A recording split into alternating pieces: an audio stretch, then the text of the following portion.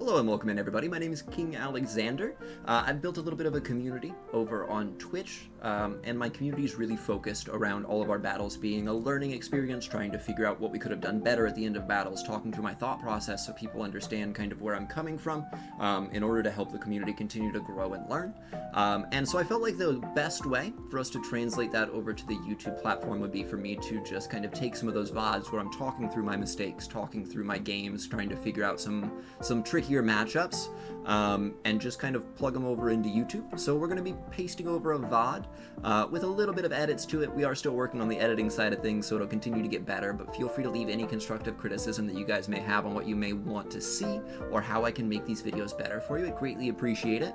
But in these battles I was running in the Jungle Cup, and you'll see me encounter a lot of rough leads. I think that the meta shifted away from being favorable for this team, but I still think that we put a great example of what you're looking to play for when you do see those bad leads, showing kind of where you can look for win conditions even when you are in a situation where you're RPS'd.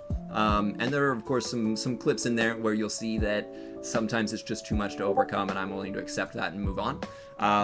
But I hope you guys enjoyed the video. As always, let me know if there's anything I can do to make it better, and I'll see you guys after the battles. As usual, we've got a pretty good Scruffy team working for us. Scruffy and Mystic Sparkle were working with this team, and it went pretty well. I used it yesterday, climbed a good bit in the few sets that I did do. As long as we don't see things like this, we're going to do our best to try and overcome this, though it's not going to be easy. We do need to let this go. And it's not boring. That is a very important part, absolutely. X Scissor lands. 3, 4, 6. Okay. They're just going to go for a full farm down, so I get both shields here. Maybe Steelix can sweep this? We're not reaching 3 superpowers, so we want to throw right away to minimize the amount of farm that this is going to get. And then we're just letting everything go. Okay, that's still fine. Maybe a Frenzy bait would have been okay. Yeah, it's rough, Kaz. I know you got in there just at the end. I'm sorry about that. We'll have more Discord streams in the future, I'm sure. More days where I feel like playing, but it's a little too late to stream. Okay, so we do tank the Rock Slide. I'm gonna let this go. It's all good. It happens, right? It happens. It's all about how the schedules line up, and sometimes they just don't. I'm gonna save this Ice Beam. We're gonna... Okay. Is this winnable? Probably not, because they reset a debuff here. But if they reset the debuff, I just get the full farm down? Come out with even more energy? Do you run any Ultra League? Right now I've been sticking with Jungle. I hadn't really found any success to this point in, yeah, I might as well shield this, in the Ultra League. But I'm sure at some point that I'll have to make an adjustment and get used to it. Okay, I see him P-tie and Aqua Tail. This is gonna be awkward. Excadrill is a massive PCG spawn. It's one of the best ranked mons in PCG. So I highly recommend you guys get a throw over at that if you have any interest in PCG at all. So they no shield and swap. They're building up a lot of energy here, though. I think they just win this. I don't know if there was a better way for me to get out of this game, to be honest. Yeah, they wait a turn, which makes sense. But even if I catch, I'm pretty sure they're at back-to-back here. Yeah, that's fine. They'll KO with a Volt Switch. They have to throw the move anyway, but doesn't really make a big difference. Magnet Ball would have made more sense. I don't really get as many opportunities to use the Magnet Ball that I've been sitting on. So in the Mantine Mirror, I've actually had people start throwing Ice Beams. This one's not going to. But they throw double Ice Beam, and honestly, it's best case scenario for me that they do, because we live on 1 HP with my Mantine, and we make it to 3 Aerial Aces and pressure their shield or switch advantage with like 1 fast move of HP for whatever does come in. So it works out very, very ideally for us. We're We're gonna try and match Matt, make it to Legend today. But we'll see how the sets go, how the teams fall to us. We haven't CMP tied, but it's very unlikely that I'm going to win a CMP tie here. I'm going to go ahead and send the Aerial Ace anyway. If we win it, great. If not, we'll get a farm down. We do lose it, which I expect to generally be the case. I think my Mantine's like rank 2. It's a very well-ranked Mantine, a very defensively weighted Mantine, so it's not going to win a lot of CMP ties. Opponent does save the Mantine, which makes this very, very tricky. A bunch of people are using Skarm Double Water. Okay. That'll be nice to see. Ideally, I'd like my Steelix to still be alive to deal with their Backmon, but I don't think so. I haven't yet, AG Bridal. I haven't gotten the opportunity to catch up on it. It takes place at like 3 o'clock in the morning for me, but at some point, I will be able to. You've seen higher attack when CMP tie. Is that the actual stat or? Oh yeah, that's the actual stat. Okay, so now I have to farm down the Mantine that's gonna come back in, taking a ton of damage doing so, because they're gonna have a Mudboy as their third, right? No, they're just gonna bring the Whiscash in right away. 6, this is fine. Went on for 10 hours, wow. I'm sure I'll be able to catch up relatively quickly. What's up, PK? Great to see you. GG's yesterday. Getting to battle you twice is always a good time. We eat the Scald, that's fine. Honestly, at this point, I just 2-shield, farm down the Whiscash, double Frenzy Plant into the Mantine. Even if they debuff us, it's fine. Alright, we'll get one more off, and then we should be set.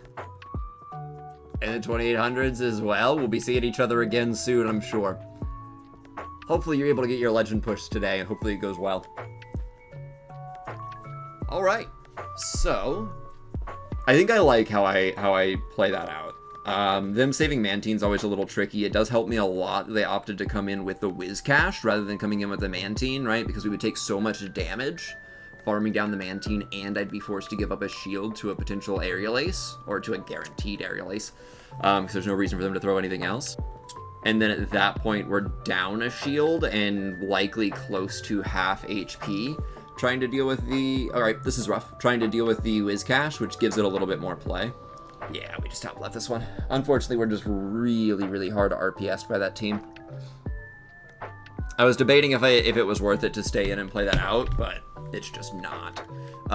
We're pretty core broken by the Ufisk lead, right? It does well into my Mantine and into my Steelix. So it does a really good job breaking up our core. And if we don't have Chestnut on it, it's just going to run rampant. And then they have 2 very good answers for Chestnut in back, with the Altaria completely walling our set and the Mantine doing double super effective damage to us. Yeah, Ufisk is really starting to pick up usage right now. I've seen it, I think I've only done a set and a half now, and we've seen 3 Ufisks so far today. So I wouldn't be surprised if it pushes its way into meta relevancy pretty soon, and becomes kind of the build around Mon. It breaks a lot of the cores that I think we're commonly seeing, so it makes a lot of sense that it would be as popular as it is. You've been page 2 for like 5 seasons, but no page 1. You'll get there. It's where you belong.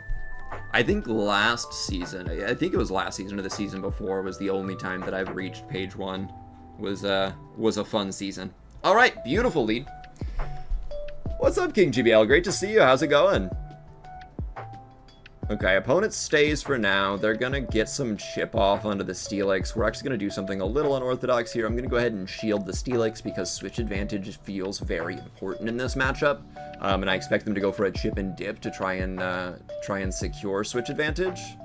And if not, we get a lot of meaningful damage down onto this Lantern, which is just as good for us. The only problem is if they do have 2 hard answers to grass types in back, which they absolutely should with this team. So we might be relying on Mantine to clean things up. What's up, Delay? Welcome in, welcome in. I hope you're doing well. Interesting. Wow, okay.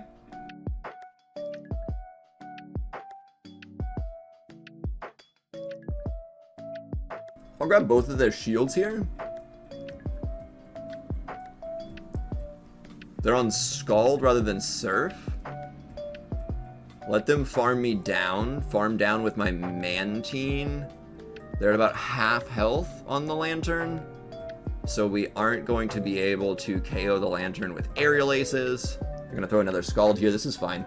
They don't have an electric move, so they're not gonna be able to take out Mantine in one shot. They probably get to a Sludge Bomb, maybe two onto the Mantine, but we're okay with that. We're just gonna do what we can to make the most out of this bad situation. From here, I should be able to farm down. I expect this to be Sludge, right? Yep. At most, they reach a Scald. They don't reach anything here. Does 2 KO this? I might just be able to double Aerial Ace here. No. Gonna go ahead and pivot. Oh, beautiful. This is game over. Pretty sure this one-shots. If this doesn't one-shot, I threw. But I have a big feeling this is... Oh, it's not a KO. Okay. 3. Okay. Now I wing attack this down. Ice Beam. Hope that Ice Beam's enough. Yikes. We have learned an unfortunate lesson. Okay, another Spark came through, so I get this next Aerial Ace off. The back-to-back should KO still. Non-Shadow, it doesn't one-shot. Unfortunately, we learned that the hard way. Fortunately, we weren't punished for it this time. Ice Beam was also the better play there, because Ice Beam does a little bit more flat damage than Aerial Ace, I believe, in that matchup. Let me double check. All right, we've got Mantine and Lantern. I just want to make sure Ice Beam does more flat damage. 38 versus 28. Yes, so Ice Beam there is always the safer play. If I come in with Chestnut, I'm forced to give up my shield, whereas at least Steelix can soak this energy. But realistically, they're on Water Pulse and not Ice Beam too. Even more brutal. And it's big and back. Now they switch into the Dragonite. We go ahead and top left this one. This meta is seeming so RPS all of a sudden. Like, I felt like I was having a lot of good play into a lot of things, and now it feels like it's strictly 2-Shield Dragon or Dragon Tail user in the lead for alignment. Either that or we're getting hard RPS with an electric lead. So it ended up being a bit of a rough run with the team that day. But everyone has their rough days. This was one of mine, and I'm happy to showcase it and hope that it helps some people learn a few things here and there. Hope it helps me learn a few things here and there as well.